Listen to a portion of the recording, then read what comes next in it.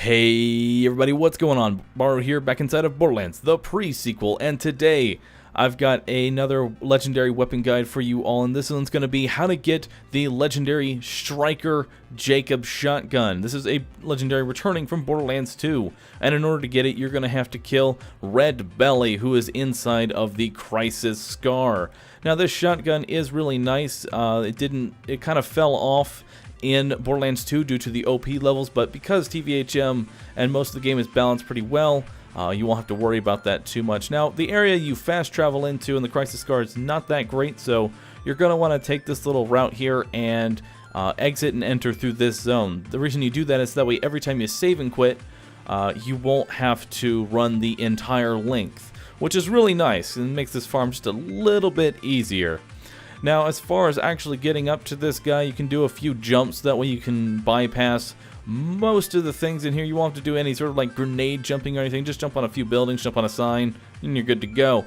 Red Belly himself is not that bad of a fight. He doesn't particularly have too much health, so that's nothing that you need to worry about. He can potentially spawn with a rail gun though, and would love to hit you as soon as you round the corner, so you will need to watch out for that.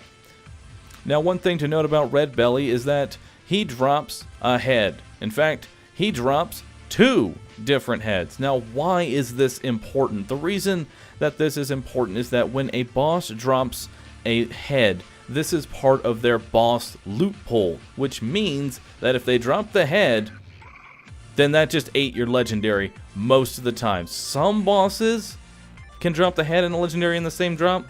Not very likely, but this guy has 2 different heads that you have to farm for here. Now, as far as the little guy, he does not drop the Striker. He drops a Hyperion SMG. It's not all that great, but maybe if it came in other elements, it would be better. But yeah, Belly will drop 2 different heads as well as the shotgun itself. Now, as far as the actual shotgun, in terms of how good it is, it's honestly not that bad. The only reason that it looks kind of bad in this gameplay here when I actually do get it is because I got the worst possible version of it because my luck is not that great.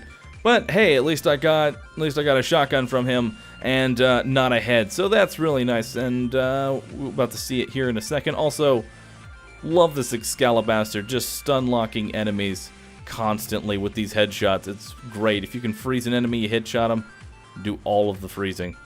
And then the little guy's being a little asshole. But here we go. We got the Striker to drop. And like I said, I got probably the worst kind. That thing has 2 mag. You can get that up to easily. You can easily get that up to like maybe even 10, depending on your class. Depending on what kind of class mods you got going on, you can probably get that mag size up to a 10. So definitely recommend trying this shotgun out. It's not a bad farm. He does drop it pretty frequently as long as you can get past all of the heads that he ends up dropping. So anyway, that's pretty much going to wrap it up for this, but I do want to mention that after each consecutive farm, there is 2 chests behind him that you can farm. So that is something to look forward to. There's a moonstone chest and a regular red chest, so if you're looking for materials to grind, there you go. Anyway, that's going to wrap it up for the video today, everybody. I want to thank you all for watching. If you find these guides helpful or you just enjoyed the video, be sure to hit that like button, help support me in what I do, and don't forget to subscribe for future pre-sequel content.